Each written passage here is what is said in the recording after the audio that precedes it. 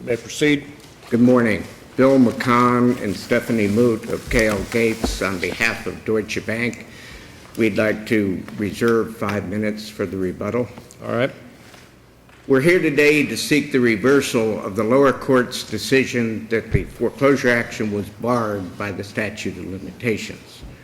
Further, we're here to seek reversal of the court's further ruling that the mortgage note and mortgage were null and void. Both decisions of the lower court were erroneous.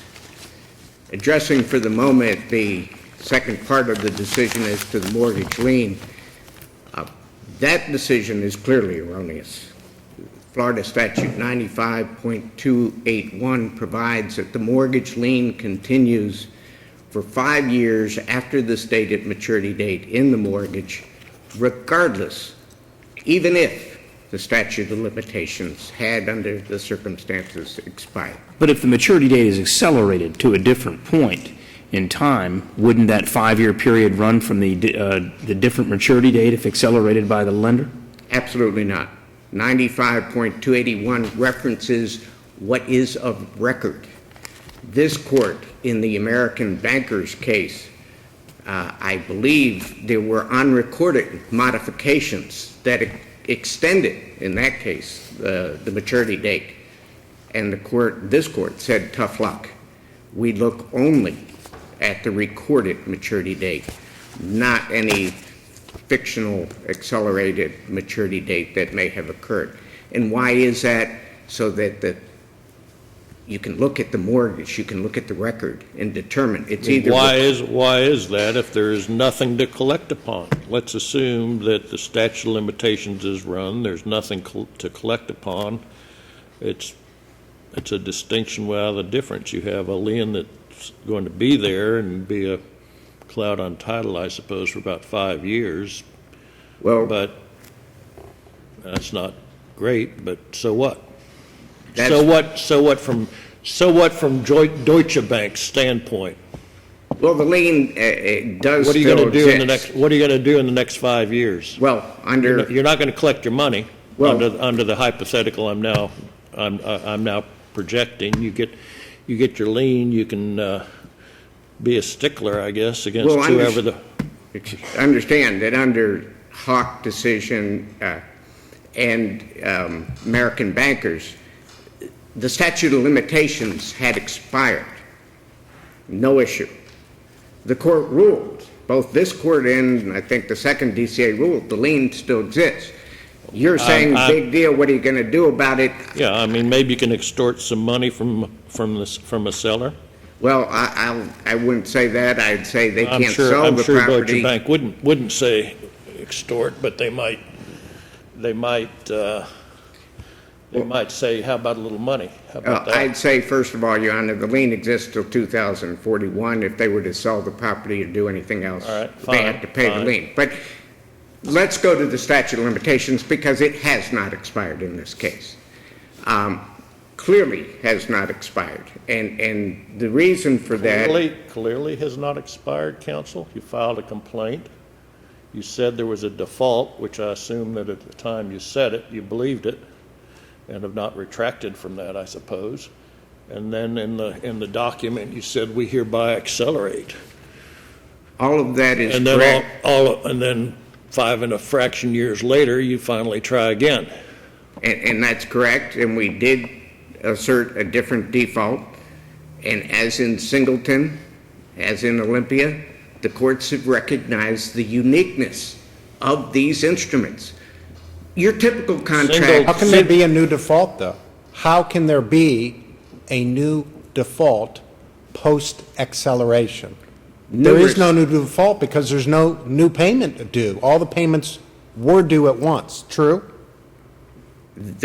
The lender accelerated. So the acceleration creates a single payment due now. Is that true? That is, the loan has been accelerated if there is a complete acceleration. Was there a complete acceleration in this No. case? And you're suggesting the reason why is because the acceleration can only become complete upon the entry of a judgment. Oh, that's one of the arguments. But of course, it could be done by way of a letter even without a cause of action, right? you all could have accelerated in a letter, and there's been some bantering back and forth whether there was one here, but my understanding is there's no record evidence that a letter actually accelerating was sent. There's nothing in the record to There's indicate. nothing in the record, but the answer to your question is yes. So in There other could words, be a letter. So a letter Counsel, could have. did you just, excuse me, did you just say that the answer is yes, but you agree, you admit that there was in fact a letter that preceded the complaint? Did I hear that correctly? That's not. I don't think that's what he said. I think he said I was. I said the record. What did you say? I said the record does not include a letter. I said if there was a letter, I it just could have wanted to been a be proper sure. I want to be acceleration. sure I heard. So- I was listening carefully. So Sorry for the interruption. So if a letter had been sent and no cause of action been filed, and 5 years passes, and that acceleration letter specifically said, we exercise our right, we are accelerating, you owe us all the money now, a single payment, 5 years passes, you would agree you'd be out on a statute of limitations claim if you tried to file suit after 5 years, true? No. You We'd don't. be out on that default that is asserted in that letter. So that's the question I need for you to answer for me, if you would. How can there be a new default if you've accelerated all the payments and made demand upon it as a single payment, no longer an installment? In numerous ways. Number one, the borrower could have reinstated and everybody's placed back in their position. And Could have reinstated? Could have. Oh, yeah, absent the reinstatement. We'll get to that in a little bit. I'm just Yeah. Go ahead. answering the many Fair different enough. ways. Go ahead. Two, they could have gone to trial on this issue. And for whatever reason, the lender might have failed to prove the default. The borrower. I'm talking about the letter hypothetical. I'm asking you about a simple letter accelerating. I'm changing the facts to try and test your theory. So if all we had was a letter and no cause of action, a letter that actually accelerates, says you owe us all the money right now and 5 years plus 1 day passes, would you be out on a statute of limitations on the entire debt? No, only for that default. And why? Yes, why? That's the issue. Why? These contracts have never been treated the same as your typical contract. Your typical contract, the statute of limitations accrues immediately upon the default. That's it. It's over. The statute The of courts- limitations says you must bring a foreclosure action in 5 years, period. Latches, the end of 95.111 says latches has no application where you have a specific statute of limitations. This is a hard stop, is it not, counsel? A hard stop, 5 years, period. And, 5 years and from- if the letter, in the case of a letter, which may be the tougher case for you, in the case of a letter, what I'm hearing is we can send a letter, but it doesn't matter. It that matters. right? I'm sorry. I didn't mean to interrupt. I said, is that right? No, the letter matters as to that default. Singleton, Olympia, and all the court cases following it say So if the there's- acceleration language in the letter doesn't matter, the default matters. the alleged default or asserted default That's matters. the only And- part. The and letter why? doesn't, all right, why? The reason why is these contracts have always been treated differently. If it's a pure installment with no acceleration clause, the statute of We haven't ruled on this point yet, have we, counsel? The third DCA has not ruled on this point. Exactly. So they've not always been treated the same. We may treat it The differently. existing decisions. We may treat it differently. And I understand, and that's why we're here. But the existing decisions are that in an installment contract, the statute doesn't accrue until the last payment is due. We know that. That's it. On a mandatory acceleration, it accrues like your So typical contract. in the letter situation, the lender can send out the letter and demand payment, take the file and set it to one side, and a year before the final maturation, finally file a foreclosure case, correct? Well, it has to send out, at least under the terms of this note and mortgage, it has to send out a new acceleration. Why? You've Because- sent one out 14 years ago or 29 years ago. Well, because the contract requires, in that default, the one in that letter You've done is it gone. once. You've done it once. Why do you have to do it twice under Because the letter there's a- situation without a lawsuit? Because there's a continuing obligation here. There are two things, Your Honor. First of all, it's an optional acceleration clause, meaning in no uncertain terms, the lender can sit on its hands till 2036 before the statute of limitation accrues at all. And so why, at what point does the next acceleration letter have to go out if you want to foreclose? Anytime between Before today? 2041 in this, under this. When does the initial foreclosure letter expire and require a new foreclosure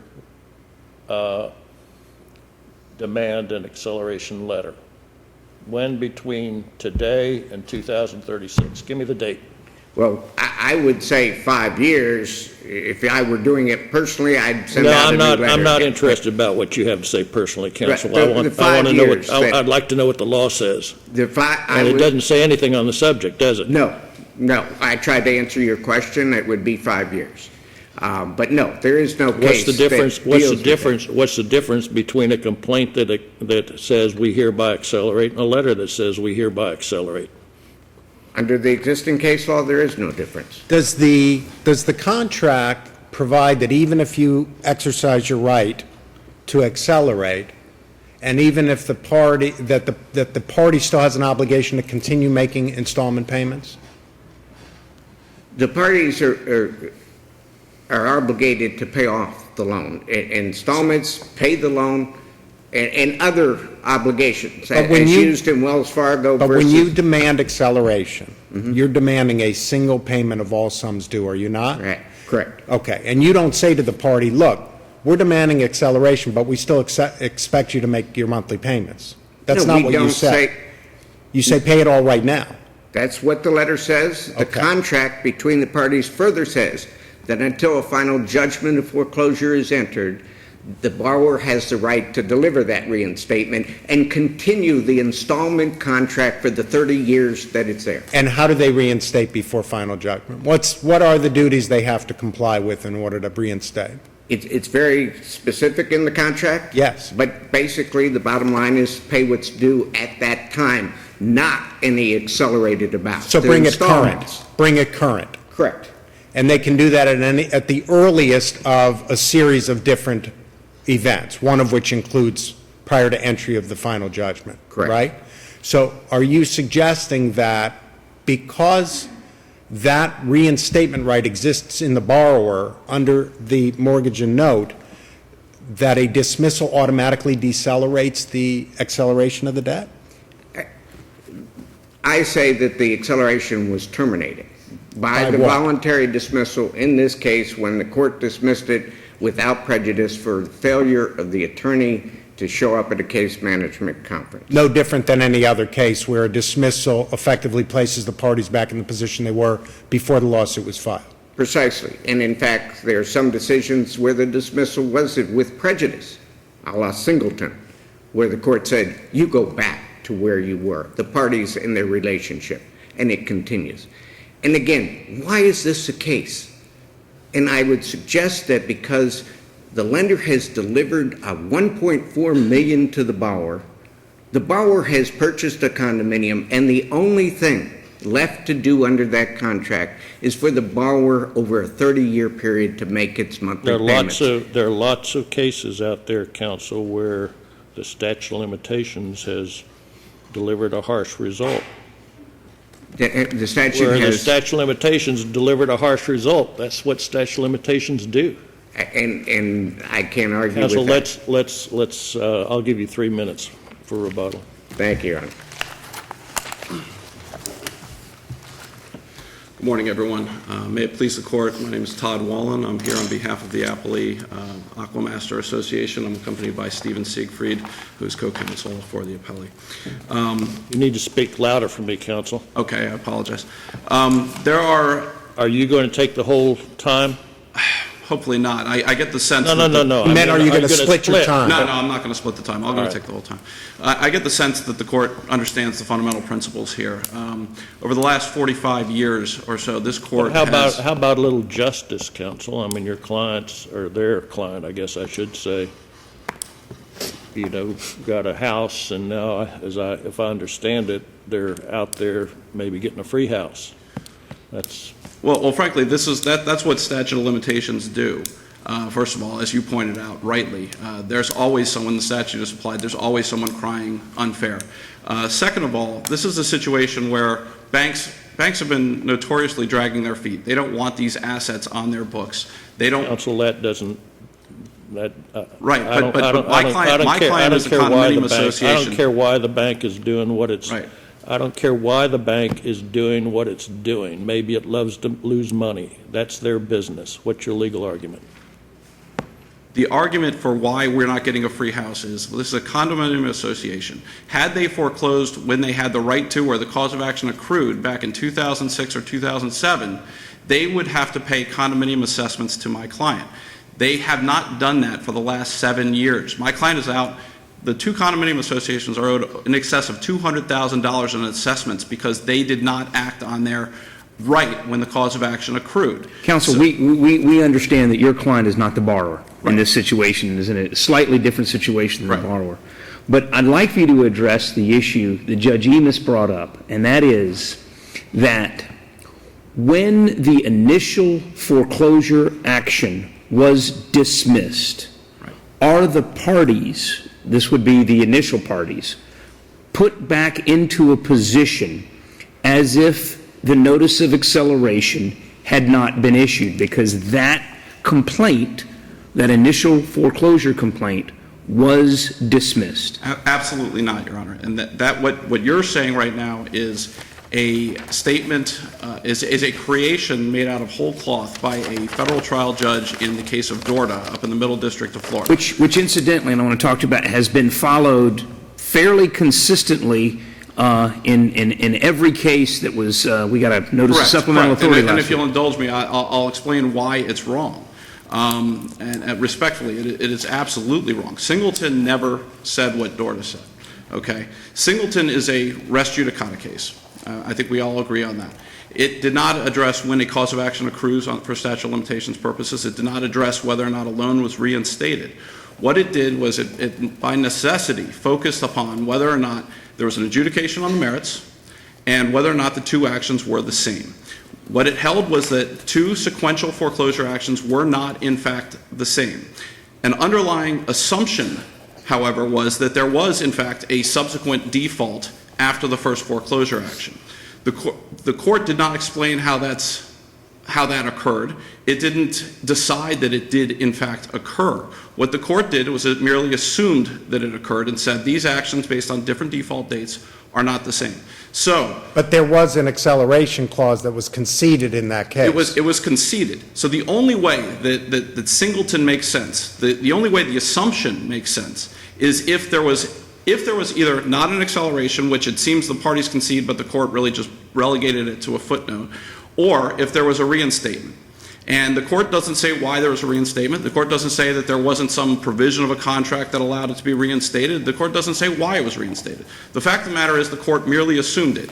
And what the court in Dorda did was it just took that assumption and said, well, that means that anytime there's a dismissal, for whatever reason, the loan is always reinstated. It's just not so. It's never been the law in Florida. Well, do you agree, though, with the general principle of law that a dismissal that is without prejudice will place the parties back in the positions they occupied before the suit was filed? I'm not talking about the running of the statute. Obviously, it doesn't move the clock backwards, but beyond that, it places the parties in the respective positions they occupied before the suit was filed. No, I don't agree with that, where there's been an acceleration, where there's been a demand made for an accelerated payment. The fact of the matter is that there is there are four fundamental principles when an acceleration is done. Well, let's assume that the only acceleration was made in the complaint itself, that the loan was not accelerated before the complaint was filed. Right. So what you're saying, so I'm asking you whether the dismissal of that complaint affects a dismissal of the acceleration. Yes, that's what I'm asking. No, because the demand has been made. And it's just, the reason that the demand, it's just like a letter. There's been a written demand for full payment of the note on the mortgagor, and the mortgagor at that point At that point, once the demand's made, we know the law is clear. This court in Casino Español has said that the loan is fully mature at that point. It doesn't matter what happens after with that case. The loan's mature. They've demanded full payment. Well, it does matter what happens. How does it matter? Here's the anomalous situation that I'd like for you to explain to me how this could occur. Let's assume that instead of the voluntary dismissal that occurred here, which you believe bars a subsequent lawsuit, let's assume instead that the case went to trial. Your Honor, can I just correct you for a second here? I don't believe that the dismissal bars a subsequent action. The invocation of the right to accelerate. Yeah, under the bars facts of this case, okay. there's a subsequent bar. Yes, you're right, of course. Okay. Let's assume, though, that instead of a voluntary dismissal, the case goes to trial, and the judge makes a finding that there were technical insufficiencies in the notice of default. And therefore, there was not proper notice, and therefore there was not a default, and therefore there's an ineffectual acceleration. Judgment for the borrower. What happens then? Can they file a new lawsuit if the borrower fails to make the next month's payment? It's either a yes or no and then an explanation. Wait. What this court has held in Campbell is that if the borrower proves that there was a wrongful acceleration, or if they prove that they didn't default, then yes, the contract is reinstated, and there can be subsequent defaults. So here's what I want you to explain to me. Let's assume that in this case, or in a case, the bank reaches a point where they say, we can't prove our case. We can't prove our case. But the statute has run, and we're not going to take a voluntary dismissal because we're not going to be able to file a new cause of action because the statute is run. So we're just going to let the case go to trial and let the judge make a finding and enter a final judgment in favor of the borrower. We'll concede no proper default. Even though they know they can't prove their case, they're going to allow this case to go forward to a final judgment so that they can resuscitate the case and then file a new action if there's a subsequent default. Does that really make any sense to you? I don't think that that's necessary, and here's why. What would happen is the next time they filed suit, somebody is going to file a motion saying that the claim is barred by the statute of limitations, and all the bank would have to do is plead in avoidance that they wrongfully accelerated the first time, and here's why. The burden of proof would be on them then to plead in avoidance. And frankly, Your Honor, in this case, we pled the statute of limitations. They never responded to it. They never pled anything in avoidance. They never pled reinstatement. They never proved reinstatement. They never even argued reinstatement to the court below. The court below had no choice but to grant summary judgment on this record. So this is something that the bank can do once they accelerate. You're saying the statute of limitations might become a fact issue in suit number 2.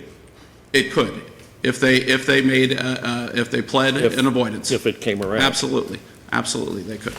And okay, I think the court understands fundamental issues, but Singleton here, I explained, doesn't apply for the reason that it's a res judicata case, and it made an assumption that only makes sense under certain factual situations. But it also doesn't apply because the fear that was in Singleton was that a lender or borrower is going to do just what you said, is they're going to prove it, and then they can raise a statute, or they can raise res judicata, and that's a legitimate fear for res judicata, but not for statute of limitations. As we said, under Campbell, it's just reinstated. There can be subsequent defaults. Now, our position is that the DORTA fully created, this concept of reinstatement, and that unfortunately Bartram has followed it. It's now under review at the Supreme Court. But that reinstatement is not something this court should follow. It's not in accordance with the law of this court. It's not in accordance with Singleton, and frankly, it sets bad policy. And even if you were to, and I can get to the policy in a minute, but there's a more important point. I only have a couple minutes left. Even if you were to follow Bartram and rule that this thing was reinstated, you still have to affirm the judgment below. Both Bartram and DORTA say that defaults more than 5 years old are barred by the statute of limitations. This is a case filed in December 2012 asserting that the default occurred in October of 2006, well past the statute of limitations. Even under Bartram, even under DORTA, this action is barred and summary judgment should have been entered. But did you make that argument in your briefs? I believe that we did, yes. Yes. The second thing is that But it would only bar those payments that fell Right, but outside the that's all that's 5-year alleged in this statute. complaint. They've alleged a default in October of 2006. That's what they're suing on. Also, Well, that's the second but they matter. could always just amend to bring it up to a point within the statute of limitations, Well, could they not? except for the fact that they also, there's only evidence in this record of one acceleration. We filed the summary judgment saying that we filed the bank's own affidavit saying that along with their initial complaint saying that the acceleration date was in January of 2007. Those facts are confirmed to be correct under the affidavit. The bank did not respond to this. They did not show a reinstatement. They didn't show a subsequent acceleration. Their subsequent complaint Did not the says... second case also include The another acceleration? The second case was a verified complaint saying that the debt had been accelerated. It did not say when. So on this record, the only evidence as to when the acceleration occurred is January of 2007. Case is barred by the statute of limitations, even under Dorda and Bartram, which I respectfully submit should not be followed. Unless we create a rule of law that essentially states that the initial acceleration is of no force and effect and ineffectual if the lawsuit is dismissed for any reason. Well, first of all, why would you do that? Well, It's not in the contract. This is a contract of adhesion where the lenders have drafted it. They've given themselves... That's rhetorical, right? That's rhetorical. The answer, counsel, since you asked, is justice. We get to ask the questions here, so it's not a good thing for you to do what you just did. But how about justice, as I said? and isn't that justice. precisely what the Middle District did in Smathers, where Smathers holds that this general rule does not apply, however, when the note is secured by a mortgage on a property and the party exercising the right to accelerate brings a cause of action to enforce the note or foreclose on the mortgage, which is dismissed for any reason. Right. And that is merely following Dorda, the law that Judge Hodges created out of whole cloth out of the Middle District of Florida. That's all that Smathers is doing, and that's all the federal courts have done since then in all these quiet title cases. So what is a bank to do? I'm going to ask you to step into the shoes of the bank here, because you've got an involuntary dismissal in this case, right? This is not a case where the bank made the choice to take a dismissal, rather the court Right. entered a dismissal because someone failed to show up at a hearing. Under those circumstances, what is a bank to do to ensure that it can, in the future, accelerate again? What should it do to decelerate, if you will? They'd have to add to their contracts a right to reinstate. That's one thing. A right of the bank. A right of the bank to decelerate, in which they essence. don't have in any of their contracts. Right, all the rights belong to the borrower right now. Absolutely. They could accelerate and foreclose within 5 years of the legislatively mandated deadline. These are things that are perfectly reasonable. Could they have moved to vacate or moved for the court to amend its order to include a provision that they are withdrawing their acceleration from the complaint before, and ask the court to enter a new order? Could they do that? To some affirmative act? I don't believe so, and this is where we come back to that Broch case that I cite on page Yes. 18. You know, they keep saying that mortgage agreements are installment contracts and they're somehow fundamentally different from other installment contracts. They're not. They're just an installment contract. And under Broch, at page 18 of our brief, ironically, it was a bank that had to make installment payments to the lender, to the plaintiffs, and they defaulted in 1998. They didn't make them in 99, 2000, and the plaintiffs tried to sue it beyond 5 years of 1998 and said, oh, there are continuing defaults. They had continuing obligations. It was an installment contract. And the court said, no. You know, you knew that they defaulted back in 1998. You had no reason to believe that they were going to reinstate or come current and start paying again. Why didn't the statute of limitations begin to run then? And the court said it did. This is no different. You know, traditional rules for when a cause of action accrues should apply to installment contracts. In this case, no payments have been made since August of 2006. This lender knew that the borrower was not going to continue making payments. The cause of action accrued. They clearly knew they had a right of action by January of 2007.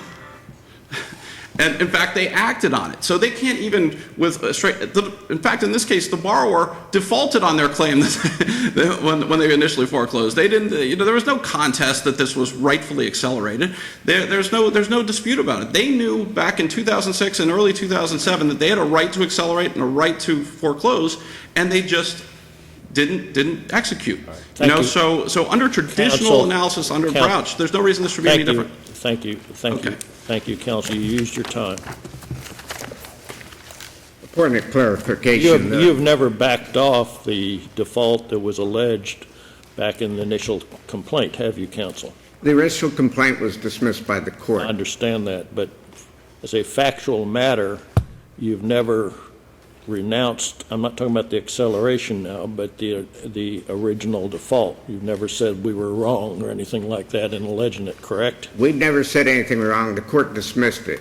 We did file another action asserting a different default. Right. And as stated in Olympia and as stated in the numerous decisions following it, a foreclosure action does not bring into play in any way, shape, and form future defaults under this continuing 30-year obligation. But that assumes there's a future default. If there's an acceleration, there is no such thing as a future default. There's just all the payments are due right now. So, see, that's the problem. You're assuming a premise that may or may not exist, which is that there can be a future default in the face of an acceleration. There not only can be, there have been. For example, the transfer of title, as stated in Yes. Kahn versus Wells Fargo. Why don't you address the fact that the nature of the parties has changed and the quality of their ownership has changed? And we did address that. Is that a new default? Of course it is. Why? Because the mortgage says that any transfer of title is a violation of the mortgage. Transfer by the borrower. No,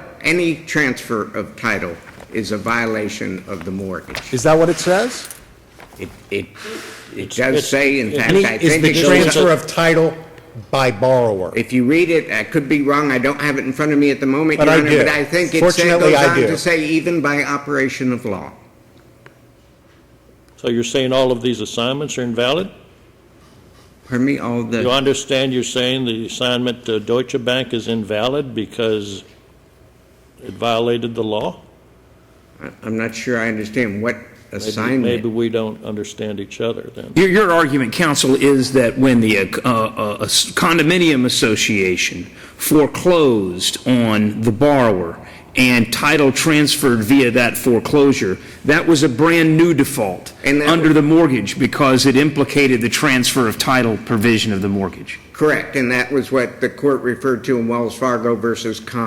That's exactly what they But referred to. your subsequent, you've not alleged that as the basis of the default in the current lawsuit that's on appeal, have you? That is correct, we have not. Counsel, in the record, is there anything in the record, whether it's part of the note, part of the mortgage, or anything else, indicating that the bank has decelerated its earlier acceleration?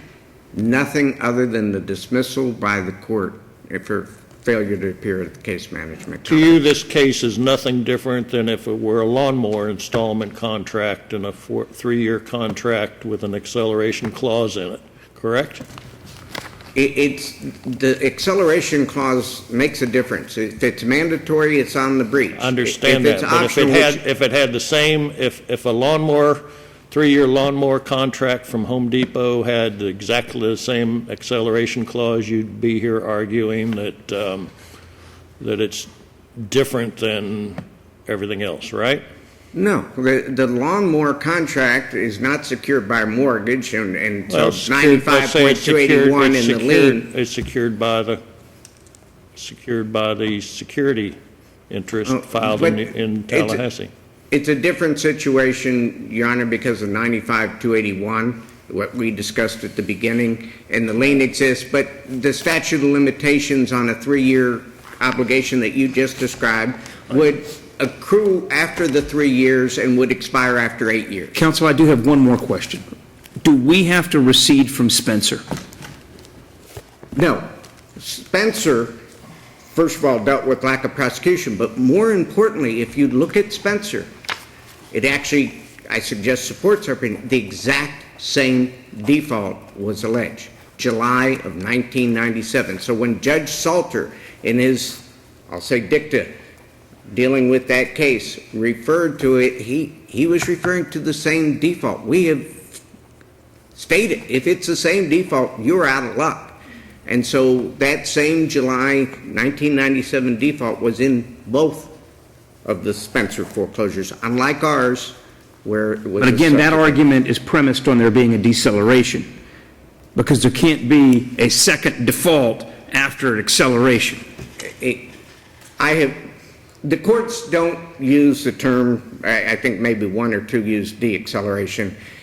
My terminology is the acceleration was never fulfilled. Right, It was never completed. It was ineffectual. Ineffectual. You could use all sorts of terms. Thank you. Thank you, counsel.